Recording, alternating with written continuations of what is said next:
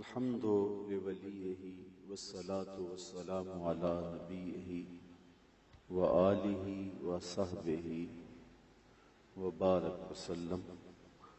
قال اللہ تعالی وتبارک فی القرآن المجید والفرقان الحمید فی شان حبیبہ مخبرا وآمرا ان اللہ وملائکتہ یصلون علی النبی یا ایھا الذین آمنوا صلوا علیہ وسلموا تسلیما. اللہم صل علی سیدنا و مولانا محمد معدن الجود والکرم صلاۃ و سلاما علیک یا سیدی یا رسول اللہ. تمام حمد و ثنا، تعریف و توصیف اللہ جل مجدہ الکریم کی ذات بابرکات کے لیے، جو خالق کائنات بھی ہے اور مالک شاشہات بھی.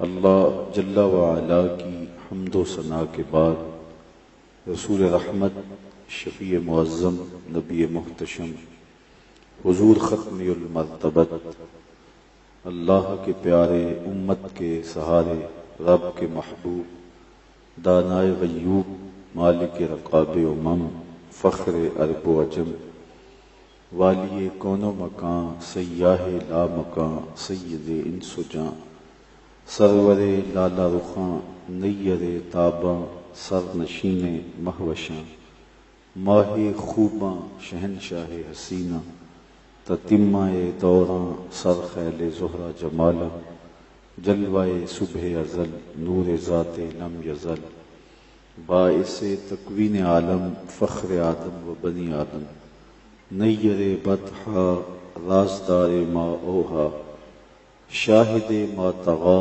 صاحب علم نشرہ، معصوم آمنہ احمد مجتبیٰ، حضرت محمد مصطفیٰ صلی اللہ علیہ وآلہ وسلم کے حضور ناز میں اپنی عقیدتوں، ارادتوں اور محبتوں کا خراج پیش کرنے کے بعد، واجب الاحترام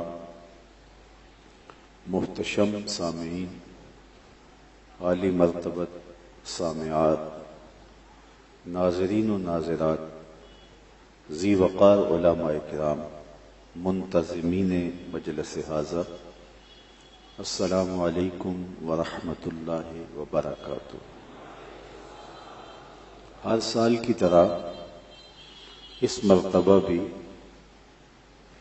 پورے احترام کے ساتھ عقیدتوں اور محبتوں کے سانچے میں ڈھل کے بارگاہ زہرا سلام اللہ علیہا میں اپنی عقیدتوں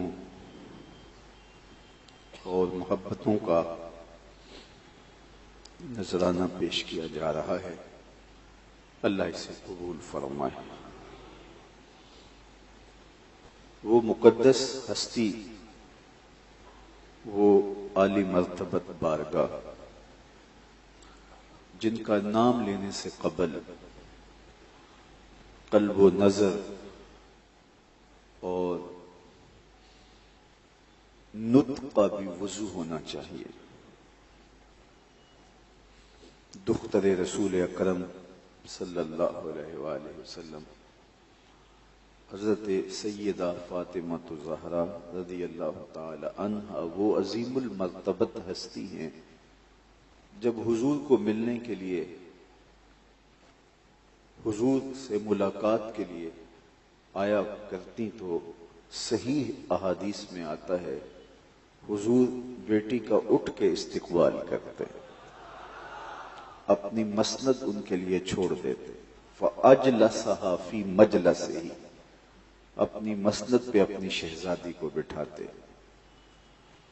وہ عزتیں، وہ شان و شوکت، وہ رفعتیں جو انہیں عطا کی گئیں، وہ کسی اور کا مقصود نہیں ہے. حضرت اقبال علیہ رحمہ نے خراج عقیدت پیش کرتے ہوئے سیدہ زہرا سلام اللہ علیہا کی بارگاہ میں جو نذرانہ پیش کیا ہے، آپ میں سے کوئی بھی ایسا نہیں ہوگا جس نے اسے سماعت نہ کیا ہو. مریم از یک نسبت عیسیٰ عزیز، از سے نسبت حضرت زہرا عزیز۔ فرماتے ہیں کہ حضرت مریم سلام اللہ علیہا وہ عظیم المرتبت خاتون ہیں جن کا ذکر قرآن کے دامن میں موجود، بلکہ ان کے نام کی پوری ایک سورت موجود ہے، سورہ مریم۔ ان کے نام سے موسوم یہ سورت قرآن کے دامن میں ہے، جن کے تقدس، جن کی پاک دامنی کی دھوم ہے قرآن میں، جو پاکیزہ وصف اور صالح وجود ہیں، اور جن کی آغوش میں حضرت عیسیٰ علیہ السلام جلوہ گر ہوئے۔ مشکل وقت تھا، اللہ کی حکمت تھی کہ حضرت عیسیٰ نے بغیر باپ کے دنیا پہ جلوہ گر ہو کے اللہ کی قدرتوں کا نمونہ بننا تھا، لیکن معاندین دشمن گھیرا ڈال کے بیٹھ گئے۔ یا اخت ہارون، اے ہارون کی بہن، بڑی تسبیحات کیا کرتی تھی، یہ کیا کیا؟ بغیر باپ کے بیٹا لے کے آ گئی۔ تو کتنا مشکل وقت تھا سیدہ مریم سلام اللہ علیہا پر، لیکن انہیں بتایا گیا اس اوکھے ویلے، اس مشکل وقت اپنے بیٹے کی طرف اشارہ کرو۔ تو انہوں نے کہا فاشارت الی، انہی کی طرف انہوں نے اشارہ کیا۔ اب کفار بولے کہ جو پنگھوڑے کا بچہ ہے ہم اس سے بات کریں، اس سے ہم کلام، یہ ان کا تکبر تھا، ان کی رعونت تھی۔ تکبر میں بھرے ہوئے وہ کہنے لگے ہم اس سے بات کریں جو پالنے میں ہے، جو پنگھوڑے میں ہے۔ پھر حضرت عیسیٰ علیہ السلام نے آغوش مادر میں کلام کیا اور ان کفار کی آنکھوں میں آنکھیں ڈال کے کہا انی عبد اللہ آتانی الکتاب وجعلنی نبیا، خبردار میری ماں پاک دامن ہے اور میں اللہ کا بندہ ہوں، اللہ نے مجھے کتاب بھی دی ہے اور نبی بھی بنایا ہے۔ آغوش مادر میں بچے نے بول کے اپنی ماں کی عصمت کی گواہی دی اور اپنی نبوت کا اعلان کیا۔ میں اللہ کا فرستادہ ہوں، اللہ کا بھیجا ہوا، اللہ کا بھیجا ہوا پیغمبر ہوں، نبی ہوں، اور مجھے کتاب بھی عطا کی گئی ہے۔ حضرت مریم سلام اللہ علیہا وہ یگانہ روزگار خاتون ہیں کہ جن کی تقدس کے شعرے ہیں، اور کتاب اللہ نے ان کے نام پر سورت نازل کی، اور ان کا نام لیتے ہوئے آنکھیں حیا سے، شرم سے جھک جاتی ہیں۔ مریم سلام اللہ علیہا تقدس کا استعارہ ہے، پاکیزگی کا دوسرا نام ہے، طہارت، عفت اور پاک دامنی کا روشن حوالہ ہے، اور عزیز روزگار ہوئی کہ قرآن نے ان کے نام کی صورت اتاری اور ان کے قصیدے بیان کیے، ان کی عصمت کی گواہی آغوش مادر میں حضرت عیسیٰ علیہ السلام نے دی، اور ان 4 خواتین میں سے ایک ہیں جو زمانے کی افضل ترین خواتین ہیں۔ انہیں یہ شرف، یہ عزت، یہ مرتبہ، یہ مقام کیوں ملا؟ اقبال کہتے ہیں اس لیے کہ یہ حضرت عیسیٰ علیہ السلام کی ماں ہیں۔ حضرت عیسیٰ علیہ السلام کی ماں ہونے کا شرف انہیں ان بلندیوں پہ پہنچاتا ہے جو زمانے کی دوسری خواتین کو نصیب نہیں ہوتی، ان بلندیوں پر انہیں فائز المرام کرتا ہے۔ تو کہا حضرت مریم عزیز روزگار ہوئی، فضل و شرف سے مالا مال ہوئی، عزت و احترام انہیں نصیب ہوا، اس کا سبب حضرت عیسیٰ علیہ السلام کی ماں ہونا ہے۔ از سے نسبت حضرت زہرا عزیز، اور حضرت زہرا سلام اللہ علیہا کو یہ اعزاز ہے کہ ان کو 3 نسبتیں حاصل ہیں۔ سب سے پہلی نسبت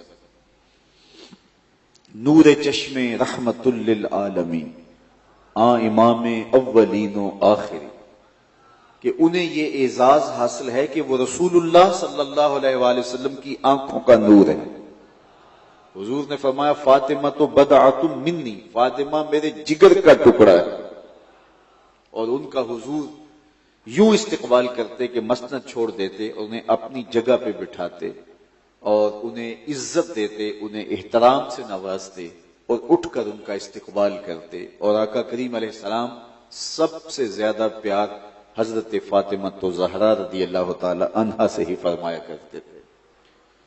تو انہیں ایک تو یہ اعزاز ہے کہ وہ رسول خدا کی بیٹی ہیں، حضور علیہ السلام کی صاحبزادی ہیں، اور یہ اعزاز انہیں ممتاز کرتا ہے، انہیں عزیز روزگار بنا دیتا ہے، انہیں عزت کی اس مسند پہ بٹھاتا ہے کہ جو انہی کا مقصود ہے۔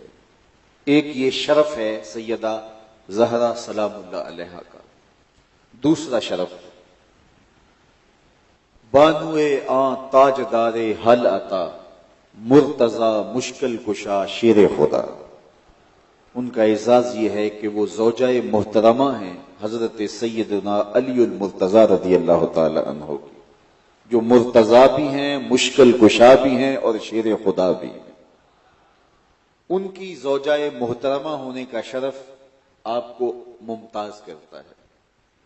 تو ایک شرف رسول خدا صلی اللہ علیہ وآلہ وسلم کی صاحبزادی ہونا، دوسرا شرف بانو مرتضی ہونا، سیدنا علی المرتضی کی زوجہ محترمہ ہونا، تیسرا شرف جو حضرت سیدہ فاطمہ زہرا رضی اللہ تعالی عنہا کا ہے وہ یہ ہے کہ مادر آں مرکز پرکار عشق، مادر آں قافلہ سالار عشق، کہ حضرت فاطمہ زہرا رضی اللہ تعالی عنہا کا یہ شرف ہے کہ وہ حضرت امام حسن اور امام حسین کی والدہ ہے، جنہوں نے دین کے گرتے ہوئے پرچم کو تھام لیا اور اپنا خون دے کر کے اسلام کے چمن کو سینچا، اور اسلام کی عزت، اسلام کی آبرو کو انہوں نے داؤ پہ نہیں لگنے دیا، اپنا سب کچھ لٹا دیا لیکن اسلام کا باغ اجڑنے نہیں دیا، اسلام کا چمن پامال نہیں ہونے دیا۔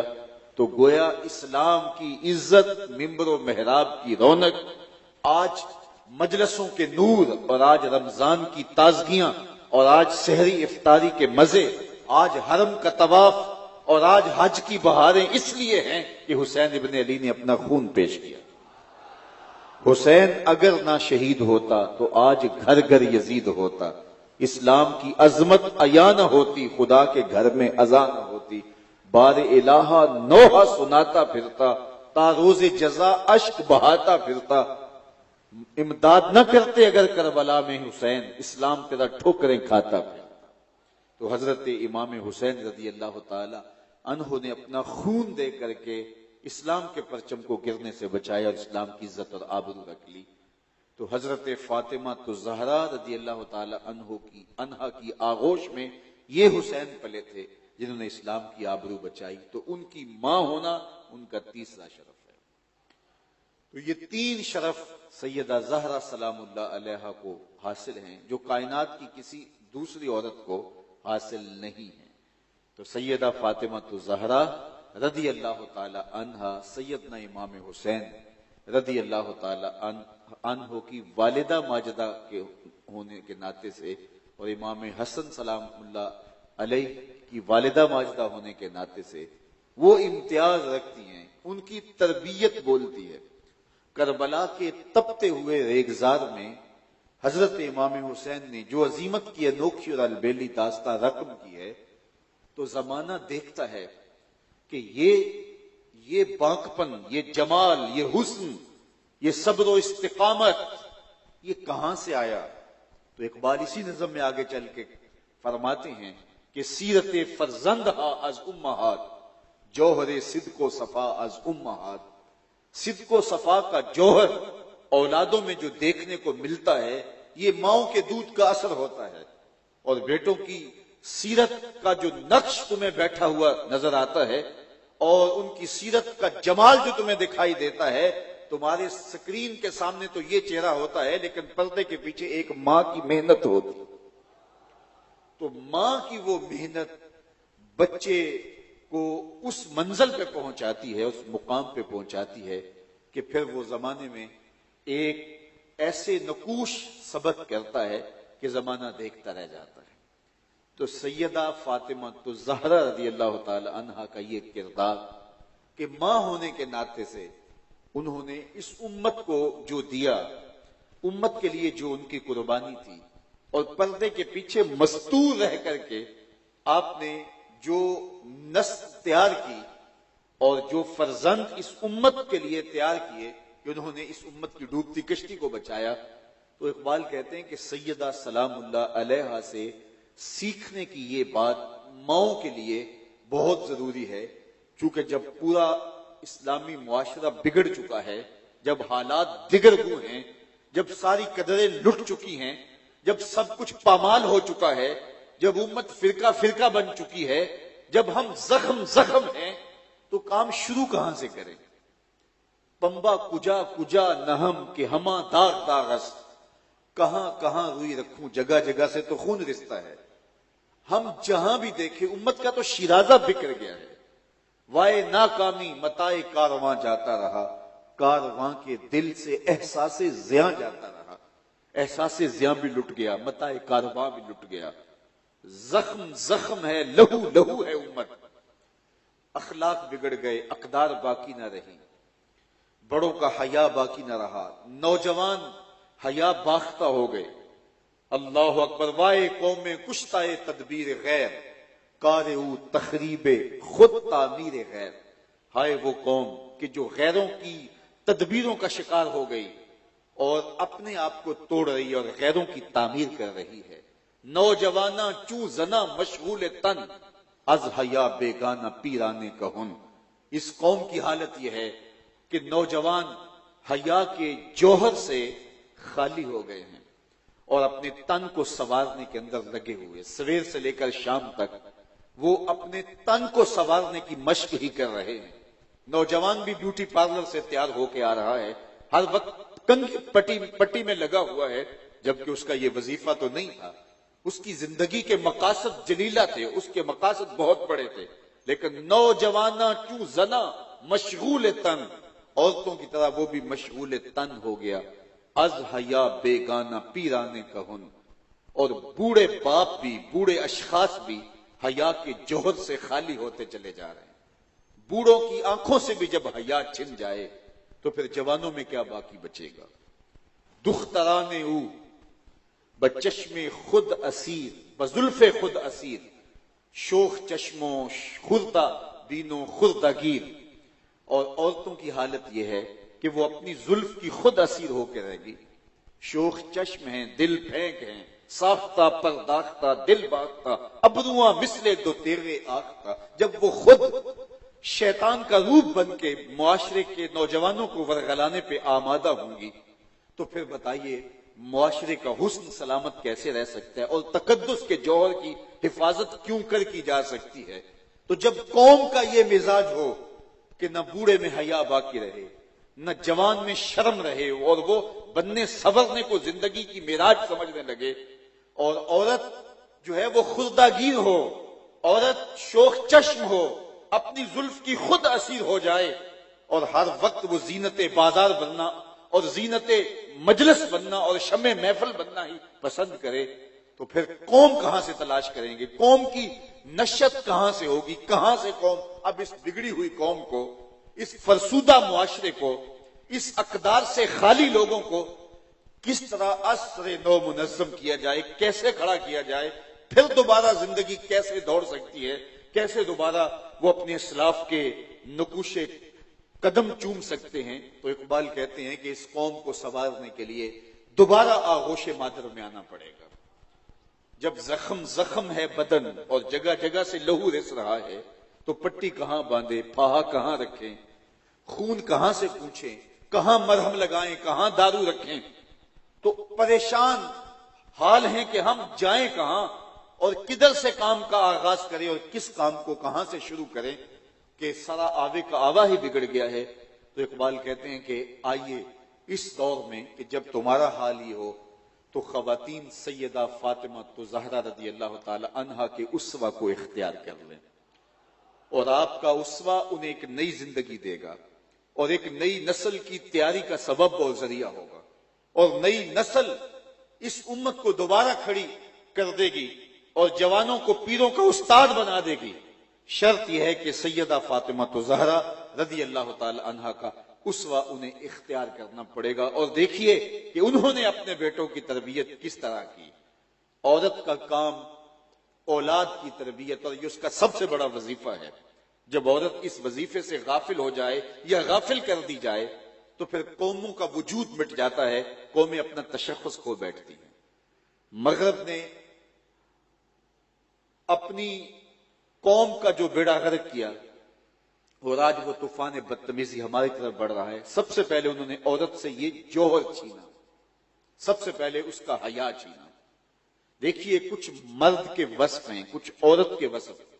اللہ تعالیٰ نے دونوں کے اوصاف اور دونوں کے اندر کمالات رکھے ہیں.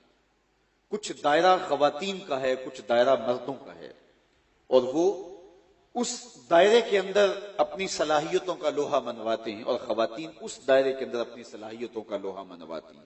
وہ اوصاف حمیدہ، وہ اوصاف کمالیہ، اور وہ جو ہے وہ جوہر جو مرد کا مقصوم ہے وہ مرد میں ہونے چاہیے. وفا ہے، اس کی سرشت میں جرأت ہے، بہادری ہے، سخاوت ہے. یہ وہ جوہر ہیں جو ایک مرد کی مروت ہے، یہ اس کی زندگی کا کمال ہے. اور عورت کے اندر حیا ہے، پاک دامنی ہے، عفت ہے، مہمان نوازی ہے، بچوں کی تربیت ہے. اور اللہ نے سب سے بڑھ کر کے عورت کے اندر اپنے وصف کا عکس رکھا کہ اس کے اندر اپنی شان ربوبیت کا عکس ڈال دیا کہ جس طرح اللہ مخلوق کو پالتا ہے عورت اپنی نسل کو پالتی ہے، بھوک پیاس کاٹ کے بھی اس کو پالتی ہے. مغرب نے کیا کیا؟ سب سے پہلے اس کا حیا لوٹا، اس کو بے لباس کر دیا. جو اس کا جوہر تھا، جو اس کی پاکیزگی کا ضامن تھا لباس، اس لباس کو اتار دیا. لباس اترا تو حیا باقی نہ رہا. جب حیا باقی نہ رہا تو پھر عصمت بھی باقی نہ رہی، پھر پاکیزگی بھی سلامت نہ رہی، پھر عفت بھی تار تار ہو گئی. اور جب عفت تار تار ہوئی تو پھر اس کی امومت مر گئی. ماں ہونے کی ایک خواہش، ماں ہونے کا ایک جذبہ اور ماں ہونے کی ایک صلاحیت جب اس کو بتدریج کس طرح قتل کیا جاتا ہے تو وہ کبھی ماں بن بھی جائے لیکن وہ حقیقی معنی کے اندر ماں کا وہ روپ نہیں دھار سکتی.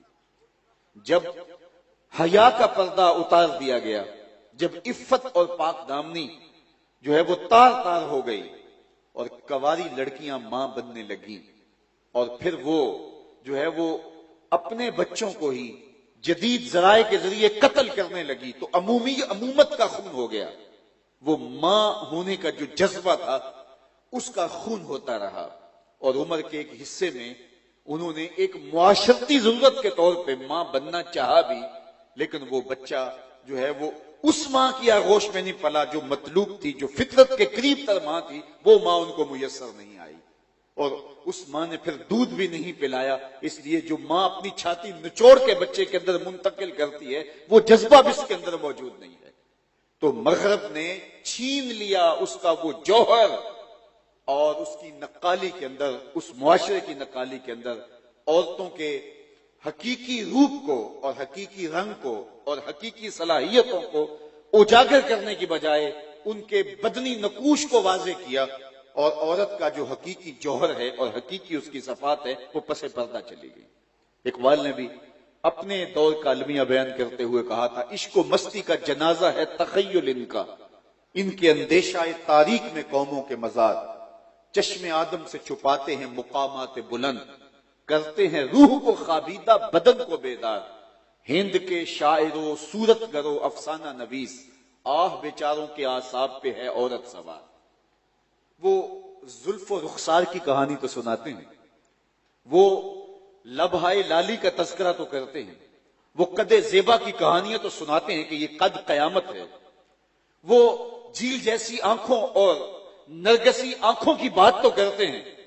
یہ عورت کے بدن سے متعلق چیزیں ہیں، لیکن عورت کی عفت، عورت کی پاک دامنی، عورت کا حیا، عورت کی پاکیزگی کا جوہر، عورت کے اندر جو ربوبیت کا عکس اللہ تعالیٰ نے رکھا ہے. دیکھیے اللہ تعالیٰ جل شانہ کی شان یہ ہے کہ وہ خود پردے میں مستور ہے، لیکن پردے میں مستور ہونے کے باوجود اس کا فیض اور اس کی کرم نوازیاں پورے جہاں کو فیضیاب کر رہی ہیں.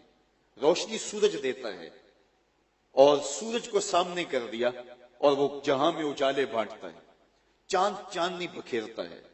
ستارے راہیں کشادہ کرتے ہیں، راہیں دکھاتے ہیں. پھول تازگی اور فرحت دیتے ہیں، بشاشت پیدا ہوتی ہے. درختوں کے وجود سے پھل ملتا ہے، آکسیجن چھوڑتے ہیں. یہ ہوائیں، یہ فضائیں، یہ دھنک کی شوخیاں، یہ کائنات کی بو کلمونیاں، یہ پھوٹتے ہوئے جھرنے، یہ بہتے ہوئے دھارے، یہ نچڑتے ہوئے بادل اور یہ برستی ہوئی بارش اور زمین سے اگتا ہوا سبزہ، یہ سب اللہ کی طرف سے ہے. لیکن وہ خود پردے میں مستور ہے. پردے کے پیچھے اللہ جل شانہ، لیکن اس کی رحمتوں سے پورا جہاں فیضیاب ہو رہا ہے.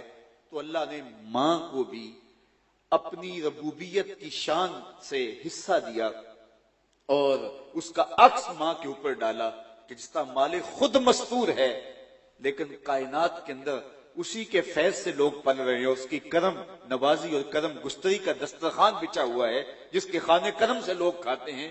اس طرح ماں پردے کے پیچھے ہوتی ہے. سکرین پر ماں نہیں ہوتی، سکرین پہ ماں نہیں ہوتی، ماں پردے کے پیچھے ہوتی ہے. لیکن پردے کے آگے شیخ عبد القادر جیلانی ہوتے. یہ ماں کی شان ہے. ماں پردے کے پیچھے ہوتی ہے. ماں کو دنیا جان نہیں ہوتی، وہ پردے میں مستور ہے. لوگوں نے ماں کو دیکھا نہیں، لیکن سکرین پہ بابا فرید الدین گنجے شکر دکھائی دی. ماں پردے کے پیچھے ہوتی ہے، لیکن زمانہ دیکھتا ہے کہ پردے کے باہر جو چیز، جو ہستی انہیں نظر آتی ہے وہ خواجہ قطب الدین بختیار کاکی دکھائی دیتی ہے. ماں پردے کے پیچھے مستور ہے، لیکن زمانہ دیکھتا ہے کربلا کے تپتے ہوئے ریگزار میں کائنات کو جو برستی ہوئی تلوار اور کڑکتی ہوئی بجلیاں جن تلواروں کے آشیانوں میں ہیں وہ تلواریں لوگوں کو نظر آتی ہیں تو کربلا میں حسین ابن علی کی تلواروں میں نظر آتی ہے. ماں حجرہ فاطمہ کے اندر مستور ہے، لیکن بیٹا آج دنیا کو دکھا رہا ہے اور زمانہ دیکھ کے کہتا ہے واہ حسین تو نے فاطمہ کا دودھ ہی پیا. تو ماں مستور ہو کے پردے کے پیچھے جو ہے وہ اپنے بیٹے کی تربیت سے جو ہے وہ ماں بولتی ہے اور ماں کا عکس دکھائی دیتا ہے. تو اللہ تعالیٰ جل شانہ نے ماں کو ربوبیت کا جو عکس دیا ہے، جس طرح خود وہ مستور ہے، پردے کے پیچھے ہے، لیکن پوری کائنات اسی کے فیض سے پل رہی ہے. تو ماں کو بھی یہ شان دی ہے کہ وہ پردے میں سمٹ کر کے اپنی نسل کو آگے کرتی ہے اور وہ نسل ایک اچھی قوم دیتی ہے اور قوم کی بہتری کی ضامن بن جاتی ہے. اس لیے قوم کی بہن اور بیٹی کو اقبال نصیحت کرتے ہوئے بولتے ہیں اگر پندے سے درویش پذیری ہزار امت بمیرت تو نہ میری. اگر تو درویش کی ایک نصیحت مان لے، ہزار امت مر سکتی ہے لیکن امت مسلمہ تجھے موت نہیں آ سکتی. وہ کیا ہے؟ بطول باش و پنہا شو ازیں اسر، بطول بن جا اور زمانے کی نگاہوں سے پوشیدہ ہو جا. تو پردے کے پیچھے چلی جا. تیرا کام سکرین پہ آنا نہیں ہے، تیرا کام بازاروں میں نہیں ہے، تیرا کام محفل میں نہیں ہے. تو شمع محفل نہیں ہے، تو چراغ خانہ ہے. تو دیا نہیں جس کو اٹھا کے کوئی جہاں مرضی لے جائے. تو گھر کا چراغ ہے، گھر کی روشنی ہے. تو پردے کے پیچھے چلی جا اور تیرا کام جو ہے وہ پردے پہ آنا نہیں ہے اور تو گھر سنبھال لے. پھر دیکھنا تیری اولاد بہر و بر سنبھال لے. تو سمٹ جائے گی، قوم پھیلتی چلی جائے گی. اگر پندے سے درویش پذیری ہزار امت بمیرت تو نہ میری. اگر درویش کی ایک بات مان لے، ہزار قومیں مر جائیں گی لیکن امت مسلمہ تجھے موت نہیں آئے گی. اور وہ کیا نصیحت ہے؟ بطول باش، بطول بن جا، وہ پنہا شو ازیں اسر، اور زمانے کی نگاہوں سے پوشیدہ ہو جا. تجھے زمانہ دقیانوسی کا تانا دے، تو پرواہ نہ کر. تجھے اولڈ فیشن کہا جائے تو پرواہ نہ کر. تجھے پتھر کے زمانے کی عورت کہا جائے تو پرواہ نہ کر. تیرے برقعے کو جو ہے وہ قید خانہ قرار دیا جائے تو پرواہ نہ کر. تیرا برقع تیرے حیا کا پہرا ہے، تیری چادر کی ایک سلوٹ تیری آبرو کا پہرا ہے اور تیری عزت کا نشان ہے. تو سمٹ جا، تو پردے کے پیچھے چلی جا. بطول باش و پنہا شو ازیں اسر، زمانہ کچھ بھی کہتا رہے تو زمانے کی نگاہوں سے پوشیدہ ہو جا. تو پوشیدہ ہو جا، تو حجرے میں چلی جا. تو جو ہے وہ اپنے گھر کا چراغ بن، گھر کی روشنی بن. در آغوش شبیر بگیری، پھر دیکھنا تیری آغوش میں بھی حسین کے جانشین جنم لیا کرے. لیکن شرط یہ ہے کہ تجھے بطول بننا ہوگا، تجھے مصلح سنبھالنا ہوگا، تجھے تہجد کے مصلے پہ اٹھ کے آنسو بہانے ہوں گے، تجھے گھر سنبھالنا ہوگا، پھر تیری اولاد بہر و بر سنبھالے گی. جو تیرا وظیفہ ہے، جو تیرا کام ہے وہ تو کر، اور پھر تیری اولاد وہ کرے گی جو ان کا کام ہے.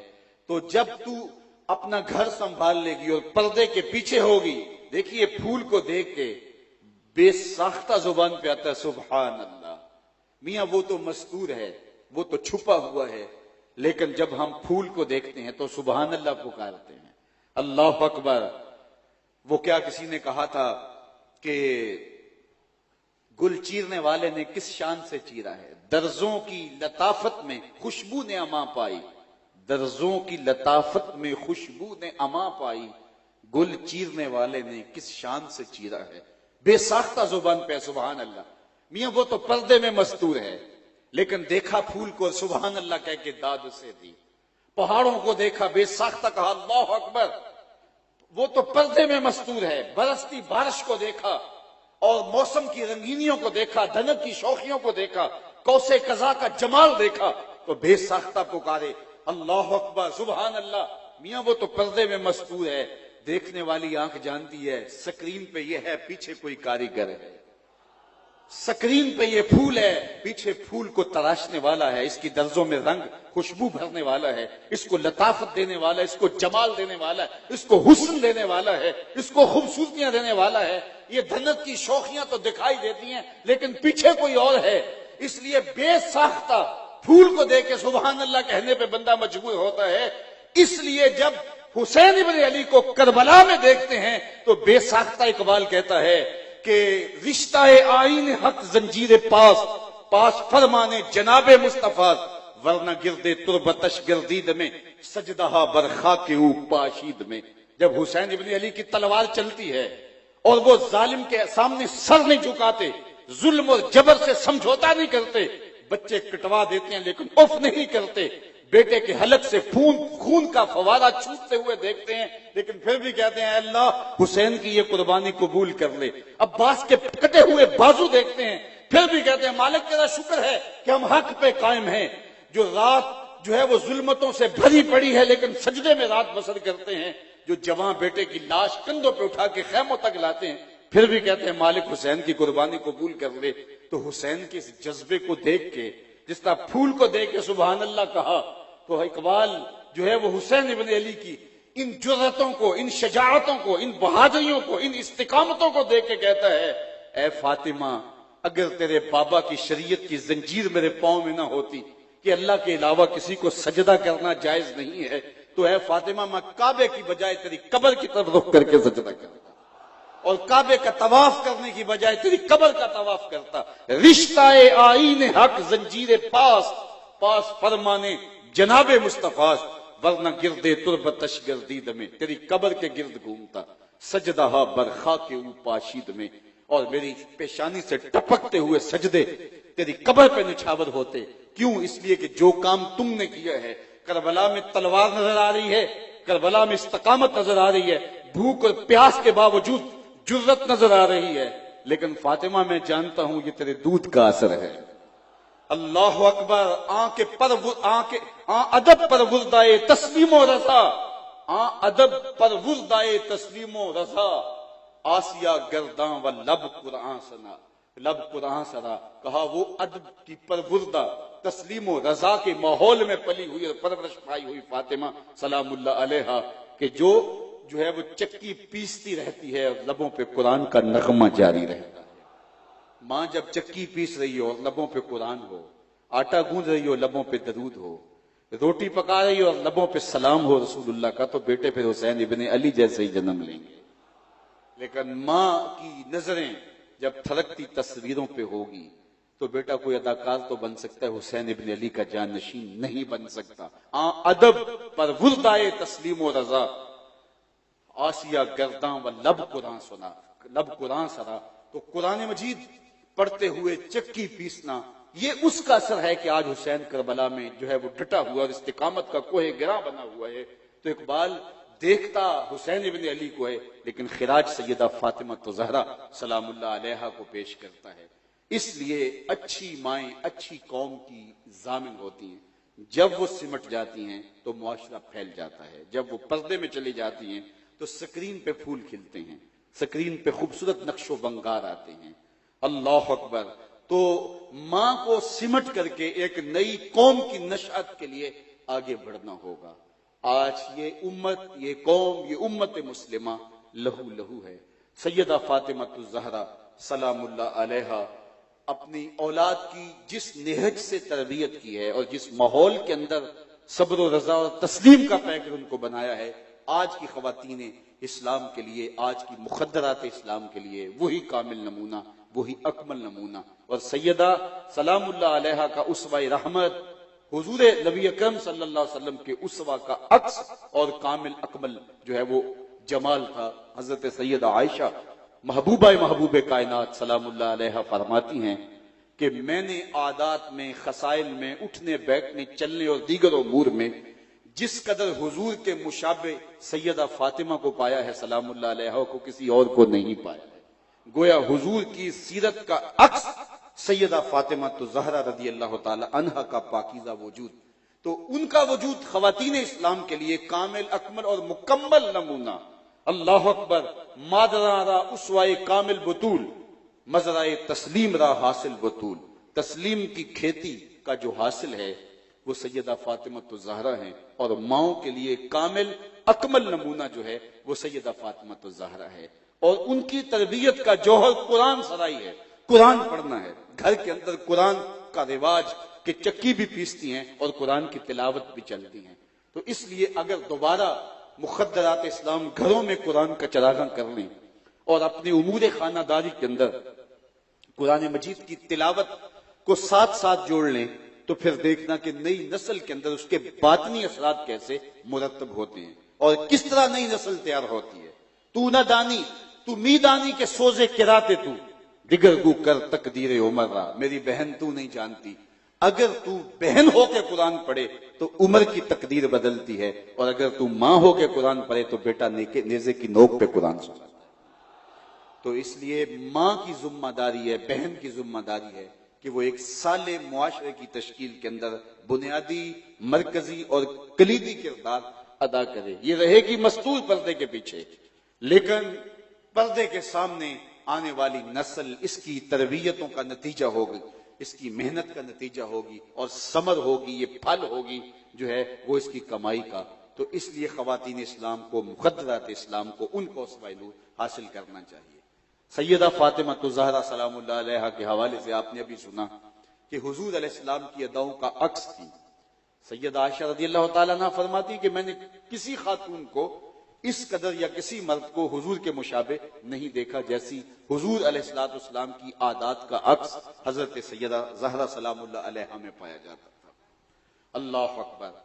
اپنے حضور علیہ السلام ساری رات اللہ کے حضور عجز و نیاز اور ذکر و فکر میں بسر کرتے ہیں، اور حتیٰ تتورم قدمہ، یہاں تک کہ حضور کے مبارک قدم سوج جاتے ہیں، اور حضور کی الہا و زاری، عبادت، قیام، اللہ کے حضور رکوع و سجود جاری رہتے ہیں، حتیٰ کہ میرا رب خود کہتا ہے اے چادر اوڑھنے والے، ساری رات جاگا نہ کر، کبھی سو بھی تو لیا کر۔ تو ساری رات حضور کا قیام ہوتا ہے۔ اب آئیے یہ عکس یہاں دیکھتے ہیں کہ سیدہ فاطمہ الزہرا رضی اللہ تعالیٰ عنہ سارا دن گھر کے کام کاج کرتی ہیں، سارا دن گھر کے کام کاج میں مصروف رہتی ہیں، چکی بھی پیستی ہیں، کندھے پہ مشکیزہ بھی اٹھا کے بھر کے لاتی ہیں، بچوں کی ضروریات کو بھی پورا کرتی ہیں، مولا کائنات کی خدمت میں بھی کسر نہیں چھوڑتی۔ لیکن جب شام پڑتی ہے تو مصلی بچھا کے اللہ کے حضور کھڑی ہو جاتی ہیں، کبھی قیام میں، کبھی رکوع میں، کبھی سجدے میں رات گزرتی ہے۔ ایک دن اللہ کے حضور سیدہ فاطمہ الزہرا عرض گنا ہوتی ہیں، مالک تیری راتیں ہی اتنی چھوٹی ہیں کہ تیری بندی کا ذوق بندگی ہی پورا نہیں ہوتا، ایک رات تو اتنی لمبی بنا دے کہ جی بھر کے تجھے سجدہ ہی کر سکے۔ تو یہ ذوق عبادت سارا دن گزرتا ہے اور اپنے ہاتھ سے کام کرتی ہیں۔ بڑے گھروں کی بیٹیاں ہم دیکھتے ہیں کہ عموماً جا کے بستی اس لیے نہیں ہیں کہ وہ کہتی ہیں ہم شوہر کی خدمت کیوں کریں، لیکن حضور کے گھر سے بڑا گھر کس کا ہو سکتا ہے۔ اور سیدہ فاطمہ رضی اللہ تعالی عنہ جب جاتی ہیں تو ایک دفعہ بھی ایسا نہیں ہوا. سیدنا علی المرتضیٰ فرماتے ہیں کہ پوری زندگی میں فاطمہ نے مجھے کبھی ایسی کوئی بات نہیں کی جس سے مجھے دکھ پہنچا ہو، میری تکلیف کا باعث کبھی نہیں بنی. تو اپنے ہاتھ سے چکی پیستی ہیں. ایک زمانہ آیا کہ ہاتھ میں چکی پیس پیس کے ہاتھوں میں چھالے پڑ جاتے ہیں اور مشکیزہ اٹھا کے لاتی ہیں اور کندھوں پہ نشان پڑ جاتے ہیں.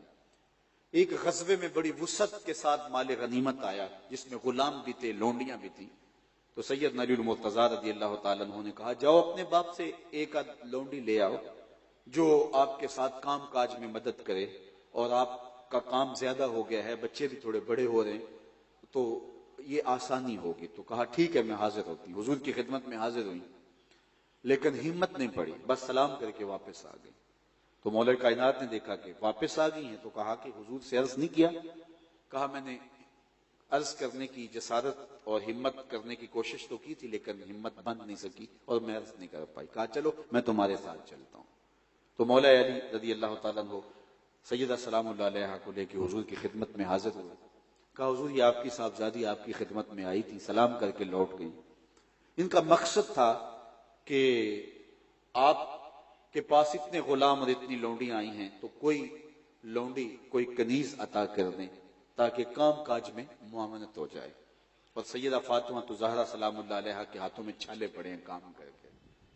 اللہ اکبر. حضور کے لیے کیا مشکل تھا، لونڈیاں عطا کر دیتے. ہمیں تو یہی لگتا ہے کہ انہوں نے ایک لونڈی ایک کنیز طلب کی تھی، حضور نے کئی کنیزیں عطا کر دی ہوں گی، لیکن تاریخ کا جواب مختلف ہے.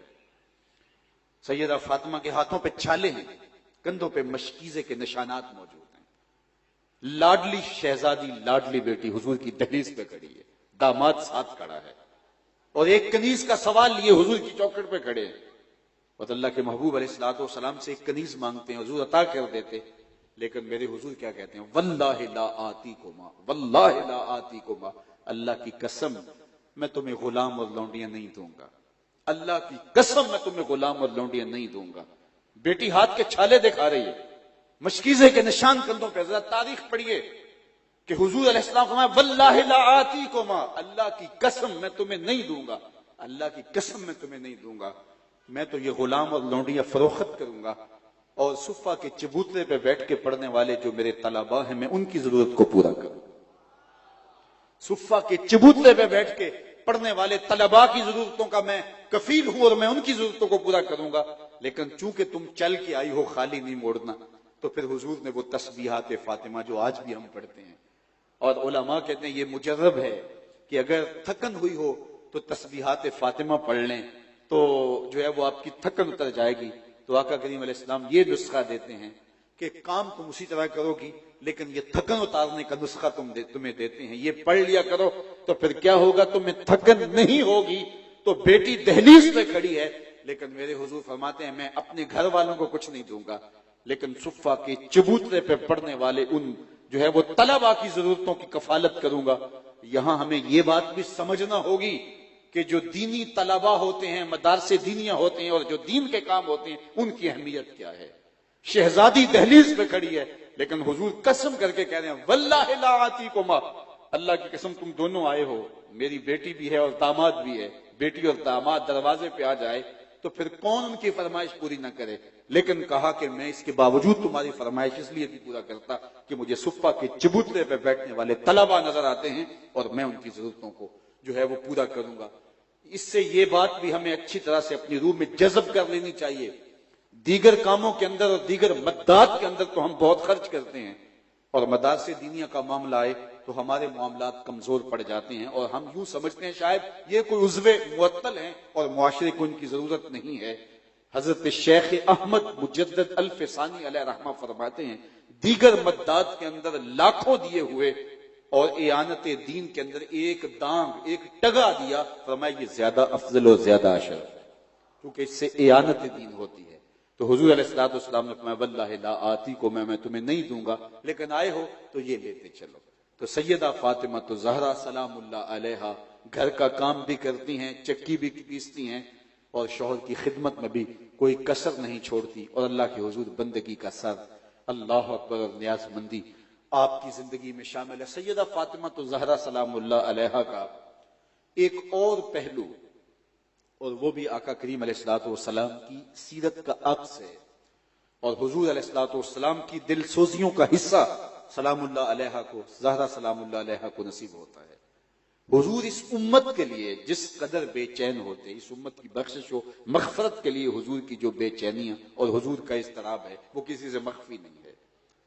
ایک روایت میں آتا ہے ایک دن حضور اچانک بیٹھے تھے اور ہاتھ اٹھائے اور کہا اللہم امتی امتی، اے اللہ میری امت، اے اللہ میری امت، فبکا، اور ساتھ ہی چشمان رحمت سے آنسو ٹپکنے لگے، موتیوں کی طرح آنسو نکل کے حضور کے مبارک رخساروں پہ اور پھر حضور کی مبارک داڑھی پہ اور آغوش میں آ کے گرتے ہیں اور کیا کہتے ہیں، اے اللہ میری امت، اے اللہ میری امت۔ تو جبریل امین حاضر خدمت ہوئے اور جبریل نے حاضر ہو کے کہا کہ اللہ نے آپ کے نام پیغام اور سلام بھیجا ہے۔ جبریل کو بلا کر کہا یا جبریل اذهب الى محمد بسل ما یبکیہ وربک عالم، جبریل جلدی جاؤ، میرا محبوب رو رہا ہے، جا کے پوچھو محبوب کیوں روئے ہو، بسل ما یبکیہ، پوچھ کہ محبوب کیوں روئے ہو۔ اور جبریل سے کہا وربک عالم، جبریل جاؤ تم پوچھاؤ، لیکن تیرا رب جانتا ہے میرا محبوب کیوں روتا ہے۔ محبوب آنکھوں سے آنسو بہاتے ہیں اور چشمان رحمت تر ہو جاتی ہیں اور جبریل کو حکم نامہ ملتا ہے جاؤ میرے محبوب سے پوچھ کے آؤ کیوں روتے ہو، اور جبریل سنو میں جانتا ہوں میرا محبوب کیوں روتا ہے۔ تو جب اللہ جانتا ہے تو پھر جبریل کو کیوں بھیجا جا رہا ہے؟ بتلانا مقصود تھا، محبوب بے تاب ہو تو اللہ جبریل کو بھیجا کرتے ہیں، محبوب کی دلجوئی مقصود تھی۔ تو جبریل حاضر خدمت ہوئے اور کہا کہ رب کا سلام ہے آپ کے نام اور پیغام ہے کہ آپ کیوں روئے ہیں، کیا ماجرا ہوا۔ تو حضور کیا کہتے ہیں، کسی اپنی وجہ سے نہیں، کسی اپنے مسئلے سے نہیں رویا، میں امت کے غم میں رویا ہوں، مجھے امت کا غم رلا رہا ہے۔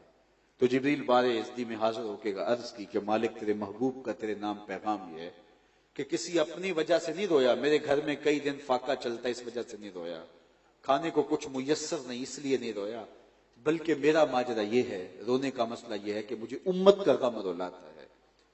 تو جبریل کو پھر دوبارہ بھیجا کہ محبوب سے کہو کہ محبوب پریشان نہیں ہو، جیسے کہو گے ویسے ہی کر لیں گے، جیسے کہو گے ویسے ہی کر لیں گے۔ اللہ اکبر، وَلَسَوْفَ يُعْطِيكَ رَبُّكَ فَتَرْضَىٰ، آپ کا رب آپ کو اتنا نوازے گا کہ آپ راضی ہو جائیں گے۔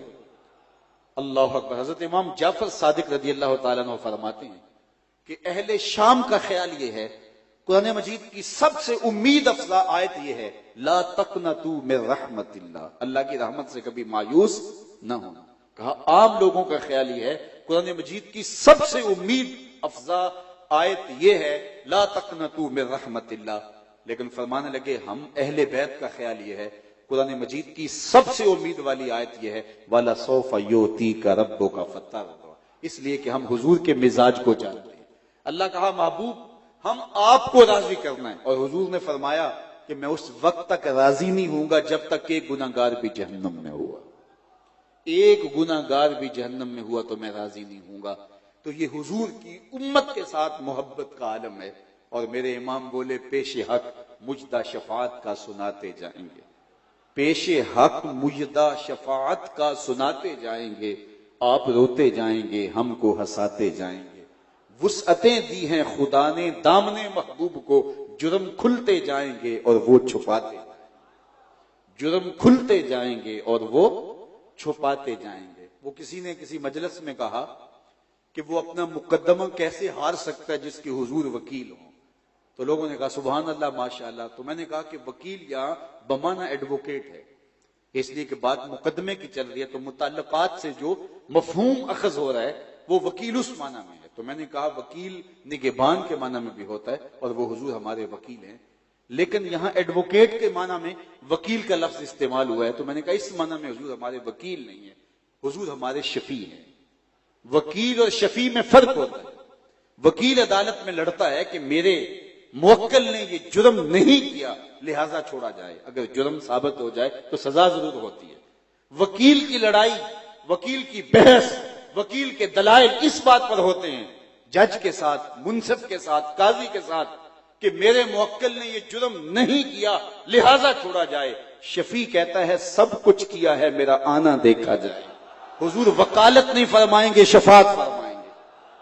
تو اس لیے حضور علیہ السلام کی شفاعت آسرا ہے، تو اہل بیت فرماتے ہیں کہ ہمارے نزدیک سب سے امید افزا آیت یہ ہے وَلَا سَوْفَ يُعْطِيكَ رَبُّكَ فَتَرْضَىٰ، فترضا کی گواہی ہے خدا تیری رضا چاہے، فترضا کی گواہی ہے خدا تیری رضا چاہے، کسی نے پایا ہو یہ مرتبہ ہم نے نہیں دیکھا، حبیب دو سراسا دوسرا ہم نے نہیں دیکھا، جو پہنچا ہو سرے عرش اولا ہم نے نہیں دیکھا، تیری تو بات ہی کیا تو تو شاہ مرسلاں ٹھہرا، شہنشاہوں سے کم تیرا گدھا ہم نے نہیں دیکھا، ہمیں 100 ناز ہے اس پر کہ ہم تیرے ہی منگتے ہیں، ہمیں 100 ناز ہے اس پر کہ ہم تیرے ہی منگتے ہیں، کوئی بھی در تیرے در کے سوا ہم نے نہیں دیکھا، فترضا کی گواہی ہے خدا تیری رضا چاہے، کسی نے پایا ہو یہ مرتبہ ہم نے نہیں دیکھا، میں کھو جاؤں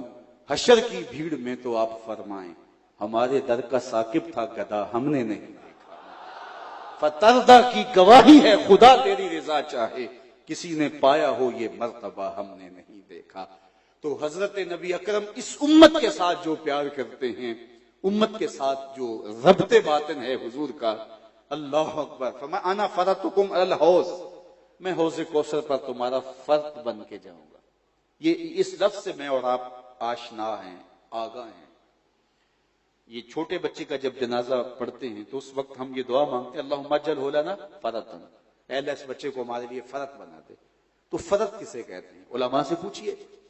جب سفر کے لیے قافلے چلتے تھے کسی زمانے میں، آج تو وہ دور موجود نہیں رہا، تو پڑاؤ سے پہلے جب دوپہر سر پہ آ جاتی یا رات کو رکنا ہوتا، تو پڑاؤ سے قبل اسی قافلے کے کچھ لوگ جو بڑے جذبوں سے سرشار ہوتے اور صحت مند ہوتے، وہ آگے بڑھ کے جو ہے وہ اپنی سواریاں لے کے آگے نکل جاتے، اور آگے کوئی شجر سایہ دار دیکھتے، کوئی صاف جگہ دیکھتے، اس میں کوئی کانٹے جھاڑیاں ہوتی تو ان کو کاٹ دیتے، کہ تھکا ہوا قافلہ جب آئے تو آتے ہی سامان رکھ کے لیٹ جائے، آ کے خود جھاڑیاں کاٹ کے اپنی جگہ بنانا پڑے تو یہ ان کے لیے مشکل ہوگی تھکے ہوئے لوگوں کے لیے۔ تو وہ جو 2 4 5 10 صحت مند جوان آگے چلے جاتے اور قافلے کے بیٹھنے سے آنے سے پہلے ہی تیاری کر کے رکھتے تاکہ آسانی سے قافلہ پہنچ جائے تو آسودہ ہو جائے، ان کو عربی میں فرد کہتے ہیں۔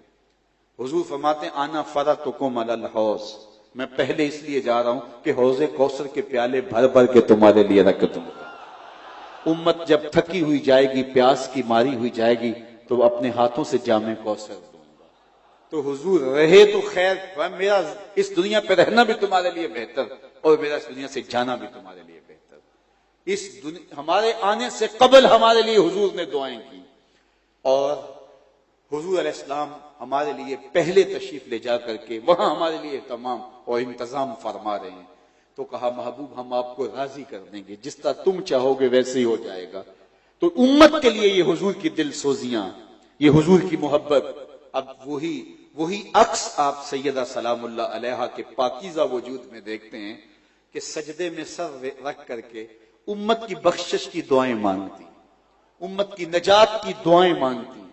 آج سیدہ فاطمہ الزہرا سلام اللہ علیہا کی سیرت پر منعقدہ اس سالانہ ختم پاک کی مجلس میں، جس میں بلا شبہ ہزاروں لوگ اس مسجد کے اطراف میں، جنازگاہ میں، اور جو ہے وہ ہال اور دیگر جگہوں پر جتنے لوگ اور سڑکوں پر موجود ہیں، جو منظر میں گزرتے ہوئے دیکھ کے آیا ہوں اور جو بتایا جا رہا ہے، آج کی اس مجلس میں سیدہ سلام اللہ علیہا کی روح کو خراج پیش کرنے کے لیے یہ سارے عزم کریں کہ ہم حضور کی امت بننے کی کوشش کریں گے، حقیقی معنی میں جو امت ہے، اور جو امت رسول صلی اللہ علیہ وآلہ وسلم ہے، اس کے لیے ہمارے دل کے اندر نرمی، گداز اور محبت کا جوہر جو ہے وہ اس طرح پرورش پاتا رہے گا کہ ایک امت مسلمہ کا فرد دنیا کے کسی کونے کے اندر بھی دکھ میں مبتلا ہو تو اس کی کسک ہم محسوس کریں گے۔ اخوت اس کو کہتے ہیں، چبھے کانٹا جو کابل میں تو دلی کا ہر پیر و جواں بےتاب ہو جائے۔ اقبال نے تو وہ آنکھ کی مثال دی ہے نا، مبتلائے درد ہو کوئی عضو روتی ہے آنکھ، کس قدر ہم درد سارے جسم کی ہوتی ہے آنکھ، جسم کے کسی بھی حصے کو تکلیف ہو تو آنکھ آنسو ٹپکاتی ہے۔ تو ہم پوری امت کے لیے، میرے حضور نے امت کو ایک دیوار کی مانند قرار دیا، جس کی جو ہے وہ اینٹیں ایک دوسرے کے ساتھ پیوست ہیں، اور یا حضور نے جسم کی مانند قرار دیا اور فرمایا کہ جس طرح جسم کے کسی عضو کو تکلیف پہنچے اور پورا جسم بخار میں مبتلا ہو جاتا ہے، تو امت جہاں بھی کٹ رہی ہو، لٹ رہی ہو، کاش کہ ہم فرقہ پرستی کے آزار سے نکل کر کے اور جغرافیائی تقسیمات سے نکل کر کے ہم امت کے تصور کو اجاگر کریں کہ اس وقت امت ہم سے کیا تقاضا کر رہی ہے۔ آج دنیا گلوبل ولیج بن گیا ہے اور پورا کفر ملت واحدہ کی صورت کے اندر ہمارے سامنے ہے۔ وہ ایک دوسرے کے مفادات کے لیے کھڑے ہوتے ہیں، ایک دوسرے کے مفاد کے لیے لڑتے ہیں، لیکن آج ہم جو ہے وہ گروہی تقسیم میں اور ہم جو ہے وہ فرقہ وارانہ تقسیم میں مزید تشدد اور گروہ بندی کا شکار ہوتے چلے جا رہے ہیں، اور جو ہے پھر لابیوں اور لابیوں سے پھر آگے کہاں سے کہاں لڑکتے چلے جا رہے ہیں اور بند گلیوں میں داخل ہو رہے ہیں۔ آج امت کے تصور کو پھر اجاگر کرنا ہوگا۔ شام میں کٹنے والا مسلمان میرے بدن کا حصہ ہے، اور عراق میں کٹنے والا مسلمان میرے بدن کا حصہ ہے۔ یمن کے اندر جس لاش کے ٹکڑے کیے جاتے ہیں وہ خنجر میرے سینے پہ چلتا ہے، اور کشمیر کے اندر کی جس بیٹی کی آبرو اور عزت پامال ہوتی ہے وہ میری بہن اور میری بیٹی ہے، اور فلسطین کے اندر جن بچوں کو ذبح کیا جا رہا ہے وہ میرے فرزند ہیں، وہ میرے بیٹے ہیں۔ یہ میرے حضور کی سیرت کا عکس ہے، یہ میرے حضور کی یہ دل سوزیوں کا اور حضور علیہ الصلوۃ والسلام کی مبارک طبع کا نور ہے۔ اور سیدہ فاطمہ تو زہرا سلام اللہ علیہا سجدے میں سر رکھتی ہیں اور حضور کے ایک ایک قدم پہ امت کے غلاموں کو جو جہنم میں پھنسے ہیں ان کو جہنم سے چھڑانے کی آرزو کرتی ہیں، اور اس شرط پہ سجدے کو لمبا کرتی ہیں، اور امت کا درد ان کے سینے کے اندر جس طرح جاگتا ہے اور امت کے لیے جو ان کی دل سوزیاں ہیں، تو آج ان کی روح کو خراج عقیدت پیش کرنے کے لیے جس طرح مخدرات اسلام کو گھروں میں جو ہے وہ اپنی ذمہ داریوں کو سنبھال کر کے ایک قوم کی نشأت کے لیے اپنے کردار کو اجاگر کرنا پڑے گا، دوسری طرف جو ہے یہ ذمہ داری ہمیں بھی نبھانی ہوگی کہ ہم ایک امت واحدہ بننے کی کوشش کریں۔ اور پوری امت اس وقت امت لہو لہو ہے، زخم زخم ہے۔ آج دیکھیے کہ ہماری باہمی گروہی اور جغرافیائی اختلافات نے آج ہمیں کہاں کھڑا کر دیا ہے۔ پوری کائنات کے اندر 1 انچ جگہ بھی ایسی نہیں ہے جہاں آتش و آہن برستے ہوں اور وہ کفار کی سرزمین ہو۔ جہاں بھی آگ برستی ہے، جہاں بھی بارود برستا ہے، وہ دھرتی مسلمانوں کی سرزمین ہے، دھرتی مسلمانوں کی دھرتی ہے۔ اور آج ہمارے تشدد نے، آؤ حضور سے معافی مانگیں، اپنے رب سے معافی مانگیں اور امت واحدہ بننے کے لیے عملی کردار ادا کریں۔ چھوڑ کے آپ کا دامن رحمت آقا ہم سے بھول ہوئی، چھوڑ کے آپ کا دامن رحمت آقا ہم سے بھول ہوئی، کھو دی اپنی قدر و قیمت آقا ہم سے بھول ہوئی۔ دیکھ ہماری آنکھ مچولی، اپنے سینے اپنی گولی، بھول گئے ہم درس اخوت آقا ہم سے بھول ہوئی۔ بن گئے سیموں زر کے بندے، تن کے اجلے من کے گندے، لٹ گئی ہم سے فقر کی دولت آقا ہم سے بھول ہوئی۔ دنیا کے ٹھکرائے ہوئے ہیں، تیرے در پہ آئے ہوئے ہیں، کھول دے اپنا باب رحمت آقا ہم سے بھول ہوئی۔ ہم نے بزرگوں سے سنا ہے، اپنے بڑوں سے سنا ہے، علماء صوفیہ نے لکھا ہے کہ جو فریاد سیدہ فاطمہ کے ذریعے سے حضور کی بارگاہ میں پیش کی جائے وہ رد نہیں کی جاتی۔ تو آؤ وسیلہ زہرا سے حضور کی بارگاہ میں عرض کریں، آقا ہم سے بھول ہوئی، ہمیں معاف کر دیجئے۔ ہم دوبارہ امت بننے کی کوشش میں لگ جائیں گے اور ہم اپنے باہمی فروعی اختلافات کو ختم کر کے جغرافیائی تقسیم سے نظریں ہٹا کر کے امت وحدہ کے تصور کو اجاگر کرنے کی کوشش کریں گے۔ یہ امت جب امت بن جائے گی اور خلافت اسلامیہ کا جب احیاء ہو جائے گا تو پھر وہ وقت دور نہیں ہے کہ امت مسلمہ پھر اپنے پاؤں پہ کھڑی ہوگی اور کوئی میلی آنکھ سے کسی مسلم جو ہے وہ فرد کو نہیں دیکھ سکے گا، کسی عورت کی آبرو کی طرف کوئی نظر اٹھا کے نہیں دیکھ سکے گا۔ جب ہم خلافت کے نور سے مالا مال تھے اور جب وحدت کے اجالے جو ہے وہ ہمیں روشنیاں دیتے تھے اور جینے کے راستے دکھاتے تھے، تو اس وقت اگر ایک بیٹی بھی مدد کے لیے پکارتی تھی تو دیبل کے ساحل پہ ہمارے قافلے پہنچتے تھے اور محمد بن قاسم جو ہے وہ مدد کو پہنچتا تھا۔ اور آج کتنی بیٹیاں اغیار کے نرغوں میں سسک رہی ہیں، کوئی ان کی فریاد کو پہنچنے والا نہیں۔ میں نے فلسطین کی بچیوں کی ایک تصویر دیکھی تھی ماضی میں، کہ وہ ساحل کے کنارے پہ کھڑے ہو کر کے پاکستان کی طرف منہ کر کے جھنڈے لہرا کے پاکستان کو آوازیں دے رہی ہیں. لیکن آج کوئی محمد بن قاسم، کوئی صلاح الدین ایوبی، کوئی نور الدین زنگی نہیں، کوئی آکھے وارث شاہ نوں اج قبراں وچوں بول، کوئی آکھے وارث شاہ نوں اج قبراں وچوں بول، اج کتاب عشق دا کوئی اگلا ورقہ کھول. ایک روئی سی تی پنجاب دی تو لکھ لکھ مارے وین، اج لکھاں تیاں دیس دیاں وارث شاہ تینوں کہن. اج دین نبی دا وانگ یتیماں تے گھر گھر دکے کھاوے، کتھوں لبا عمر بہادر جڑا روندے نوں گھل لاوے. تو آؤ سب سے پہلے معافی مانگیں، اپنے گناہوں کی معافی مانگیں، حضور سے معذرت کریں کہ ہم نے امت شکنی کا جرم کیا، ہم نے امت شکنی کا جرم کیا اور آج ہمارے اوپر یہ حالات آئے. ہم وحدت کا سبق پھر پڑھیں اور صداقت اور دیانت کے جب درس ہم پڑھ جائیں گے تو دنیا کی امامت کی ذمہ داریاں ہمارے کندھوں پہ ڈالی جائیں گی، اور اگر ہم نے وہ سبق نہ پڑھے تو وہ ذمہ داریاں ہمیں کبھی نہیں دی جائیں گی. ہم بھیڑ بکریوں کی طرح ذبح ہوتے رہیں گے اور ذبح ہو رہے ہیں. تو ہم اپنے گناہوں کو اور اپنی کوتاہیوں کو تسلیم بھی کریں اور اس کی معافی بھی مانگیں. آپ کو شاید پنجابی سمجھنا آتی ہو تو پنجابی کے ایک شاعر نے اپنے دکھڑے کو بارگاہ رسالت ماب میں بڑے درد مندانہ لہجے میں پیش کیا کہ حضور معافی، حضور معافی، حضور معافی، حضور معافی، تساں سی ڈکیا جنہ کماں تھی حضور جی میں کر گیا واں، گناہاں دی دل دل دے اندر گل میں تیکر اتر گیا واں، تہاڈے حکماں نو چھڈ کے آقا میں جیندا کتھے ہم مر گیا واں، حضور معافی، حضور معافی. تو ہم زندہ کب ہیں؟ ہم تو لاشیں ہیں. ہم زندہ نہیں رہے، ہم لاشیں ہیں جو اپنے کندھوں پہ خود اٹھائے پھر رہے ہیں. کسی دنیا کے کسی خطے میں ہماری توقیر نہیں، ہماری کوئی عزت نہیں ہے. کیا مسلمان یوں ہوا کرتے تھے؟ کیا مسلمان کی یہ آبرو ہوا کرتی تھی؟ تو جب ہم اپنے اسلاف سے رشتہ توڑ لیں گے اور ان کی تعلیمات سے رخ موڑ لیں گے تو پھر وہی ہوگا جو ہمارے ساتھ ہو رہا ہے. تو آئیے آج سیدہ سلام اللہ علیہا، سیدہ زہرا سلام اللہ علیہا کے یوم سعید کے موقع پر آج ان کے تذکرہ نور کے جھرمٹ کے اندر ہم اپنے گناہوں کا اعتراف کر کے اللہ سے معافی مانگیں اور ہم عزم کریں، بالخصوص مخدرات اسلام ایک نئی قوم کی تیاری کے لیے ایک جد و جہد کا آغاز کریں، ایک قد و کاوش عمل میں لائیں اور گھروں میں سمٹ کے اپنی نسل، اس کے جو امانت دی گئی ہے اولاد کی شکل کے اندر، یہ اس کا ماں کی گود ہی پہلا مدرسہ ہے. تو اس درس گاہ کی جو تعلیم ہے وہ خوبصورت ہونی چاہیے، کیونکہ ماں جب سکھاتی ہے، جو ماں تعلیم دے سکتی ہے وہ کسی اور درس گاہ سے نہیں ملتی. اقبال کا ایک لہجہ دیکھیے کتنا دل آویز ہے، یہ فیضان نظر تھا یا کہ مکتب کی کرامت تھی، سکھائے کس نے اسماعیل کو آداب فرزندی. آغوش مادر میں چھوڑ کے چلے گئے تھے حضرت اسماعیل علیہ السلام کو حضرت ابراہیم علیہ السلام.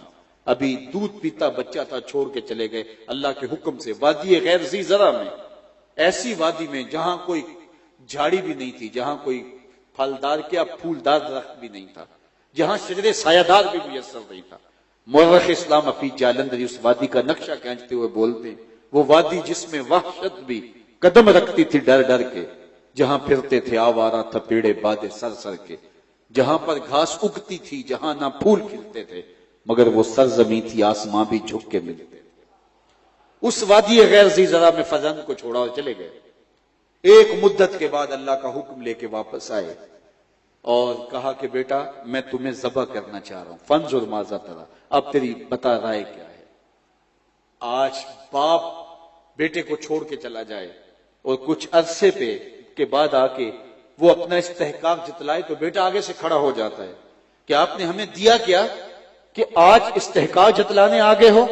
لیکن آغوش مادر میں بیٹے کو چھوڑ کے جانے والے ابراہیم، آج بیٹا جوانی کی دہلیز پہ، بلوغت کی دہلیز پہ قدم رکھتا ہے تو ہاتھ میں چھری لیے آتے ہیں اور کہا بیٹا میں تجھے ذبح کرنے کا ارادہ رکھتا ہوں، فانظر ماذا تری، بتا تیری رائے کیا ہے. بیٹا خاموش ہو جاتا تو یہ بھی امتثال امر تھا، سکوت من الرضا، خاموشی بھی رضا ہوتی ہے. گردن جھکا لیتا، زبان سے کچھ نہ بولتا تو کامل اطاعت تھی، فرما برداری سے.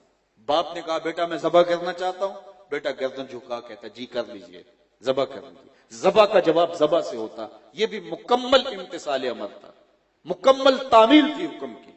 لیکن بیٹا دو قدم آگے بڑھ کے جواب دیتا ہے. ذرا قرآن اٹھائیے جب باپ نے کہا بیٹا میں تمہیں ذبح کرنا چاہ رہا ہوں، تو بیٹے نے یہ نہیں کہا یا ابا تذبح، ہاں ذبح کر لیجئے، ذبح کا پوچھا تو ذبح کا جواب دیتے، لیکن نہیں، بیٹے نے آگے بڑھ کے کہا یا ابا تفعل ما تؤمر، ماں میں عموم ہے، باپ میرے بابا ذبح کیا ہے، جو بھی کرنا ہے کیجئے، صرف ذبح ہی نہیں، یا ابا تفعل ما تؤمر، جو بھی حکم ہے کیجئے، رہی بات میری ستجدنی انشاءاللہ من الصابرین، آپ دیکھیں گے صبر کر کے دکھاؤں گا، میرے رب نے چاہا تو صبر کر کے دکھاؤں گا، میرا دامن صبر کا چھلکے گا نہیں، آپ کیجئے جو کرنا ہے۔